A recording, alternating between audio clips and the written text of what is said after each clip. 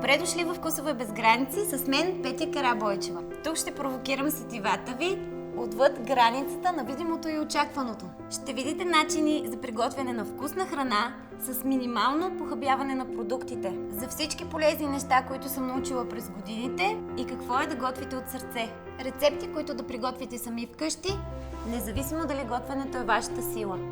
Ще ви покажа интересни техники и лесни трикове, с които да постигнете неочакван вкус и визия на вашата чиния.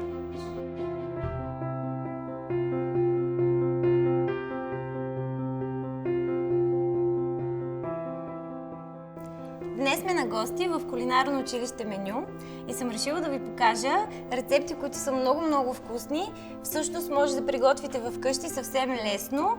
И първата рецепта, с която ще започна, е домашна паста, тъй като италианската кухня ми е любима и всъщност не е прекалено трудно да си направите вкъщи паста. Тъй като не обичам обикновените неща, ще ви покажа трикове, с които тестото да ви стане перфектно. Трите вида паста, които съм решила да ви направя са с зелен, червен и черен цвят. От зеления цвят тесто, което ще направя с панак, ще ви покажа как да си направите домашни равиоли, пълнени с кози сирене и босилек. И също така към тях ще приготвим много хубав сос от сирена. За 2 порции паста са ви необходими 100 грама брашно. В случая ще използвам бял брашно и семола. Семолата на български реално означава царевичен гриз. Така пастата ще стане наистина по-разтеглива и по-мека. Затова ще смеся 50 грама семола и 50 грама бяло брашно. Правя го направо на плота, така съм си свикнала. Когато правите паста на 100 грама брашно, се слага едно яйце. Солта я прибавяме във водата при варенето на пастата, тъй като солта може да реагира с яйцето, което ще прибавим след малко и тя ще промени своя цвят. Правим си кладенче от брашното, в което ще сложим яйцето. Започваме да замесваме яйцето в брашното.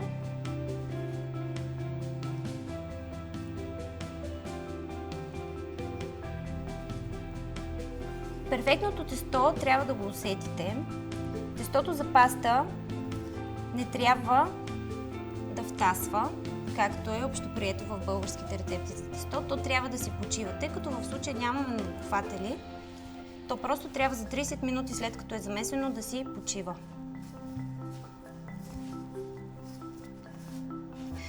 За да получим перфектно тесто за паста, то трябва да бъде сравнително твърдо, за да може съответно после да го разрежем много по-лесно и да не става глетаво, когато се вари.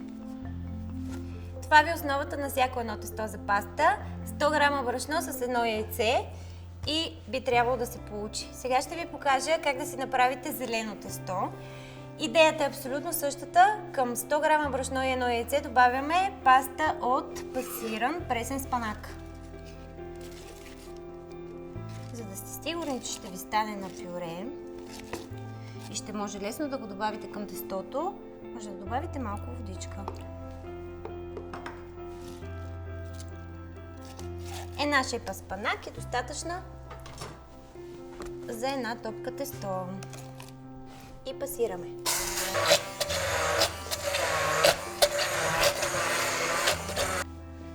Смесваме двете брашна.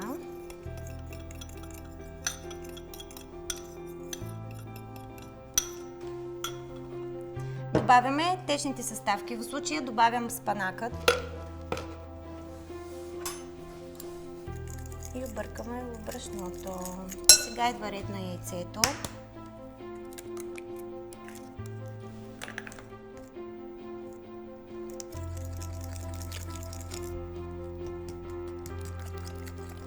И започваме да сваляме брашното от стените, за да почне да се получава по-гъста смес. Ако не ви е достатъчно брашното, винаги може да добавите. В случая по-добре да сложите от бялото, за да не прекалим с царевичния гриз.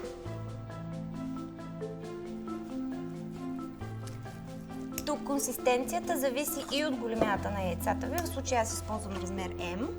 но ако вие сте взели размер L, е абсолютно нормално тестото ви да трябва да поеме повече брашно, отколкото съм заложила в рецептата. Сега е моментът, в който ще трябва да се изцапаме. Ето тук да не, както обичам, да не хвърлям. Така.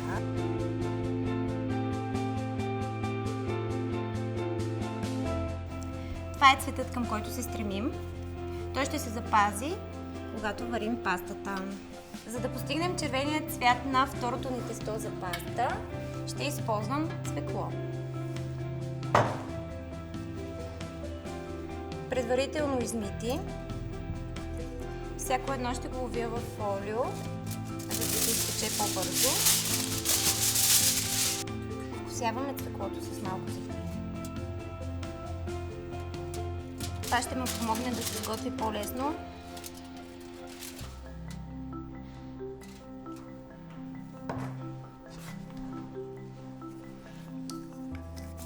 Малко сол.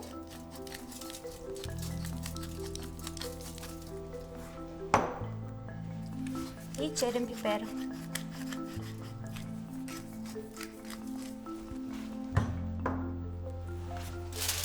Завиваме цвеклото. След като сме завили цвеклото, ще го сложа в предварително загрята фурна на 220 градуса с вентилатор.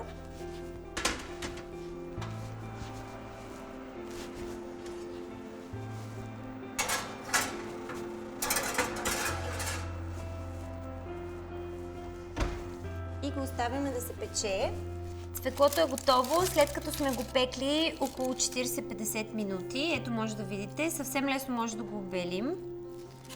Без белачка, тъй като горната част си пада лесно след като е изпечено. Цвеклото, когато е изпечено, леко се карамелизира и това го прави с невероятен вкус. След като е изпечено цвеклото, ще го нарежа на много ситни парченца.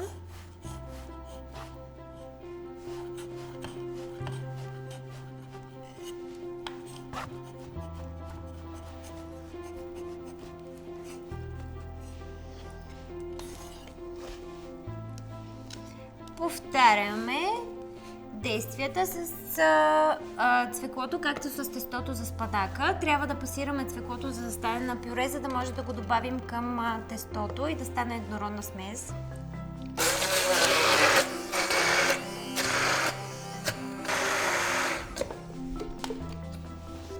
Цвеклото вече е на пюре и е готово да го добавим към нашата паста. Смесваме двете брашна, след което отново ги добавяме в купата.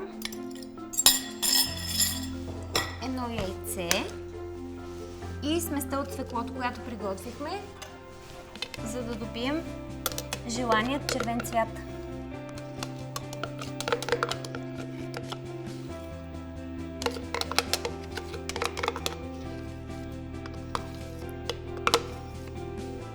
Разбиваме течните с сухите съставки, както направихме с паначеното тесто.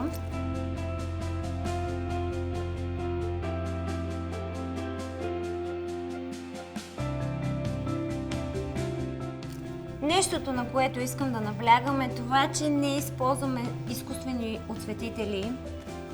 Оставяме готовото тесто да почине, както другите три. Завиваме го с фолио за 30 минути, след което може да го използвате във вид на равиоли, талиатели или спагети, за да постигнем черния цвят на нашето трето тесто. Ще използвам активен въглен, който всички наши баби и хора, които са живяли преди здравословно и са разчитали на нещата, които са добити от природата, знаят, че активният въглен е много полезен за стомаха. Правиме същата процедура. 50 грама бяло брашно и ще добавя 40 грама семола, тъй като ще сложа около 10 грама активен въглен.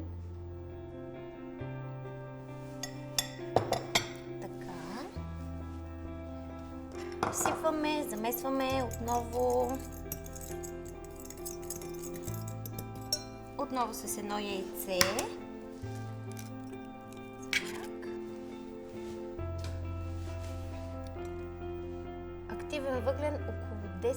не повече.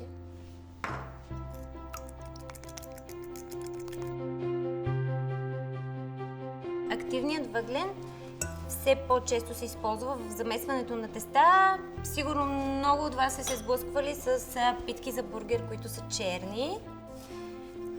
Стои доста по-различно в презентацията и пак казвам, самото тесто е доста полезно. Не натоварва толкова лесно стомаха и е по-лесно смилаемо. Ето този цвят търсим.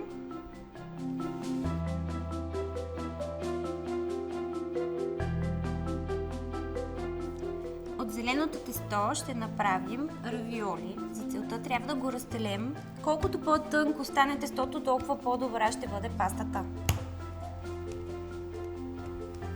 Няма да е прекалено тестяна, няма да стане гледава, когато се вари.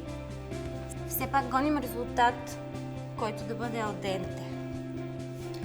Алденте в буквален превод означава на зъба. Трябва така да е сварена пастата, че е леко да ви остава на зъба. А ако е разварена, рискувате да имате проблем с стомаха, след като сте вечеряли.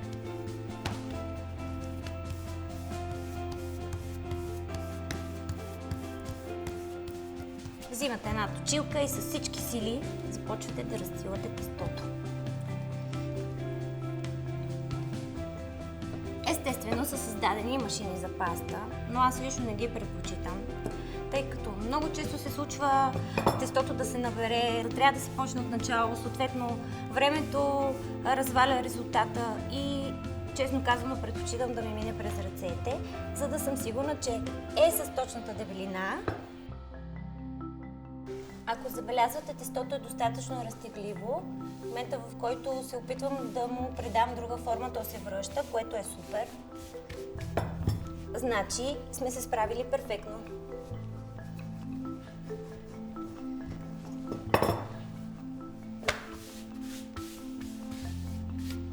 След като сме разточили тестото за равиолите, ще трябва да нарежем босилек, който ще смеся с козе сирене и така ще направим плънката за нашите равиоли.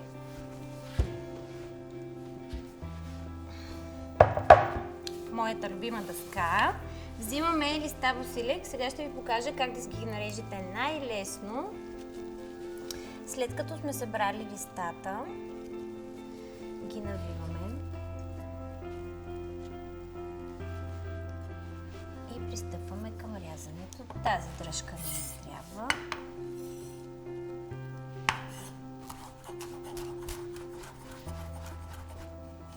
Тук ще смеся козе сирене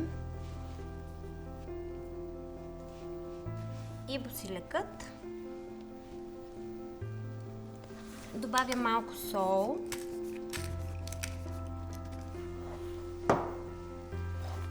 Черен пипер.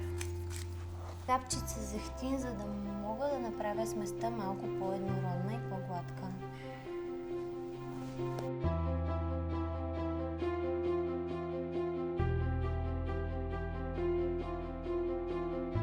Започвам да правя равиолите, като ще си изрежа някаква част от тестото, което сме разтлали, на няколко парчета.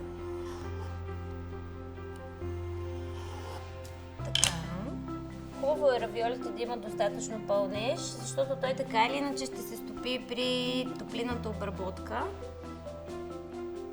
И самото тесто има вероятност да хлътне и не стои добре, чисто презентационно.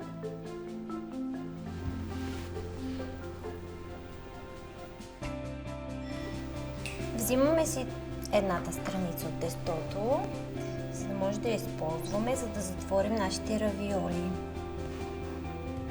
За да може да слепим частите на двете теста, използвам вода. По този начин тестото става лепкаво и ще може да се спои по-бързо и по-лесно, без да се налага самите равиоли да се отворят, докато ги варим.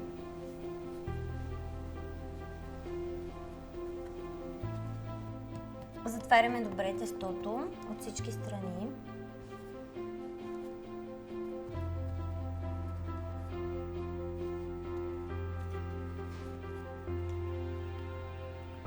Ето с това приспособление, което ми е любимо, ще изрежа моята форма за равиолата. Ето тук мога да си поръча малко брашно, за да не залепват. Това е, което търсим като ефект.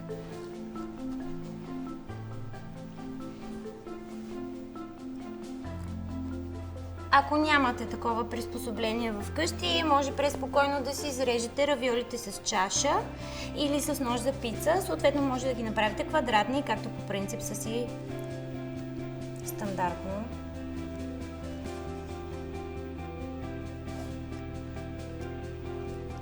Тъй като не обичам да изхвърлям продукти, това тесто може да си го съберете с изрязъците и да го разточите наново. По този начин с тази рецепта реално трябва да ви излезат 2 порции равиоли. Тук сме сложили да заври вода, в която добавя малко зехтин.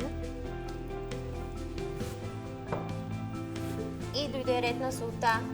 Солта не я слагам предварително в тестото, тъй като реагира с яйцето и самото тесто може да потъмнее.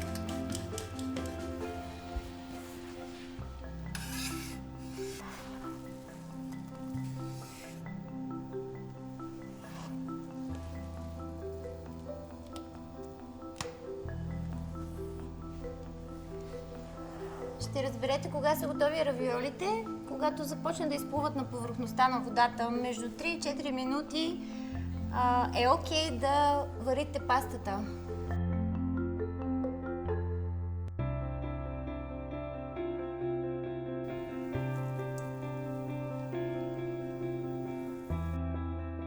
След като сме сварили нашите равиоли, ще направим сос от сирена. За основата ни трябва прясно мляко, 100 мл и 100 мл сметана. Слагаме да се затопли млякото и сметаната, 100 мл сметана, 100 мл прясно мляко, за да може да се разтопят нашите сирена. Малко сол, черен пипер. За сосът от сирена ще използвам синьо сирене, пармезан, кози сирене и английски чедър.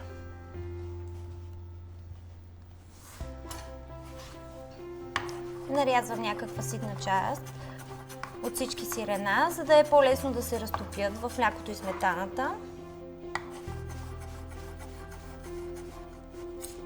Синьото сирене. Синьото сирене винаги се слага предимно за аромат, тъй като повечето сирена, с които се прави сос от сирена, те са неутрални на вкус и синьото сирене реално дава този аромат на сирена, който по принцип търсим. На среден огън сме затоплили млякото и сметаната и сега ще сложим сирената, за да може да се разтопят.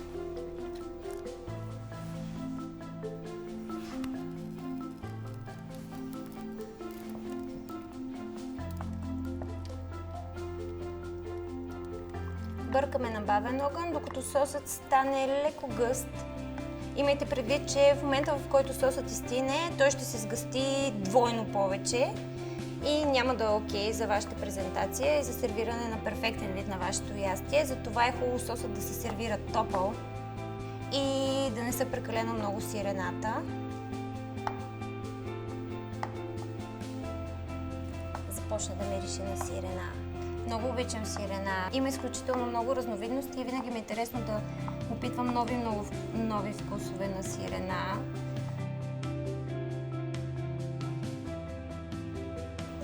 И може да залеем нашите равиоли. С нашият готов сос от сирена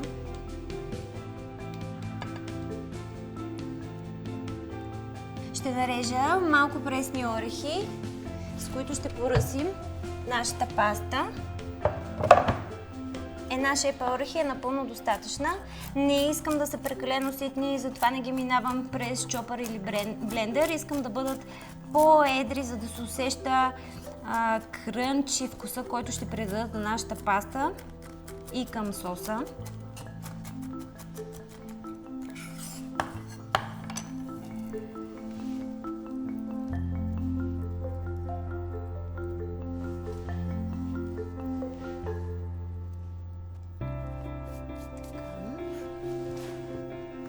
черен пипер и ще завърша с няколко капки орехово масло. То е изключително полезно, даже е хубаво, ако имате орехово масло, по една лъжичка на ден е супер полезна за кожа, коса и да сияете от щастие.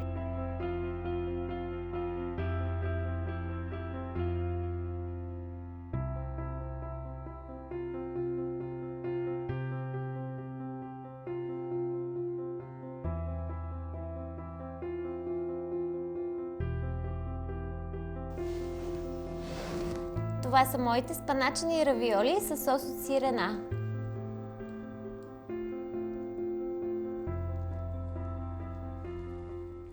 Днес сме заедно с Емил Коралов от Divino, който ще ни покаже най-подходящите вина за вечерята, която приготвях. Здрасти, Емо! Здрасти, Петя! Аз съм направил такъв троен избор за твоите равиоли, които след малко ще битме и предполагам, че ще са страхотни. Единият е така обичаен, това е едно червено вино, единият е, да кажем, нещо по средата, като по-скоро не толкова консервативен, като розето, и един супер различен и иновативен, един ризлинг от Царев Брод. И трите вина са от Северна България. Ще започнем от бялото. Това е един ризлинг на Царев Брод, Amber Harvest, 2018 година. Чакай да сипа малко първо. Заповядай. От коя част на България е това? Това е от съвсем близо до Шумен, се намира избата в село Царев Брод. Относително млада българска изба, която така, може би 10 години вече са на пазара. Основно са специалисти на бели вина, но имат и малко и червени. Така, те са избата, която възродиха българския сорт Гергана. И сега само те го произвеждат, но тук в случая говорим за ризлинг. Ризлинга е сорт, който е произлиза от Германия, там е много популярен, също така и в Елзас във Франция, в Австрия също, но и в България има много добри ризлинг постижения и това е един от тях. Това вино е доста типичен представител за сорта. Така, ако усещаш, има едни леки петролени тонове, които в аромата. Това е характерен дескриптор за ризлинга. Понякога специалистите спорят дали това е добре или зле. Аз лично го намирам за плюс. Тук това е най-смелата комбинация за равиолите, която предлагам. Но така, храната обича смели. Искаш ли да го пробваме? На здраве! На здраве!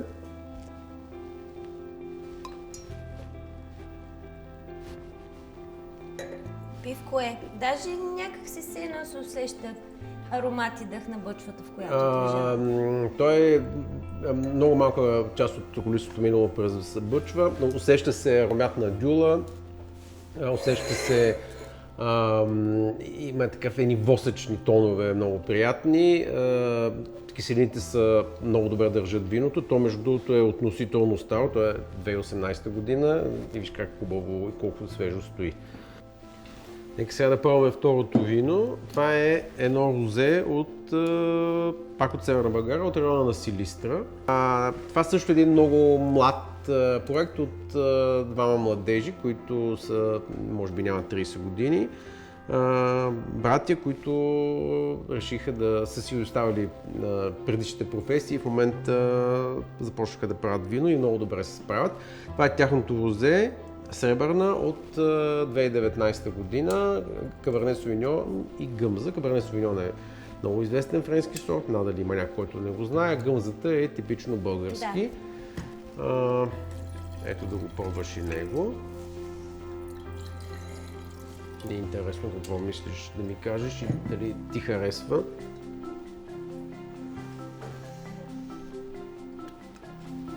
Това е едно много приятно розе, с така, има аромати на череши, на вишни в тази гама, но това идва естествено от сортовете, които са вътре. Нека да пробваме и последното и ще преценим кое най-много пасва за равиолите. Последното, трето вино е един каберне совиньон на избор Харламбиеви. Това също е млада изба, също от Северна България, този път от района на Плевен. Те са много интересен производител. Миналата година ние им дадохме наградата на Дивино за дебют. Тази година те се представят още по-добре и излязоха наскоро с този Каберне Франк, който е великолепен. Дай да видим дали са заслужили наградата. Страхотно вино, страхотен Каберне Франк. Това на мен е един от любимите сортове, аз много го харесвам. За мен, без да съм опитал още равиолите, съм сигурен, че това е най-класическата комбинация. Сирената, които има в равиолите, соса много ще паснат на това вино, но аз въобще не изключвам и варианта да ги ядем с тия двете вина. Добре, с кое вино мислиш, че най-би било подходящо да опитаме вечерята, която приготвих? В случая ще подходя съвсем консервативно и ще предпочита Каберне Франа. Заповядай. Искам да опиташ първи от вечерята, която приготвих и да видим дали си избрал подходящото вино.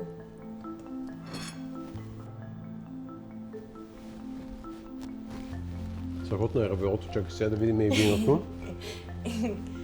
Тъй му чакам да кажеш нещо. Да, избрал си правилния сорт.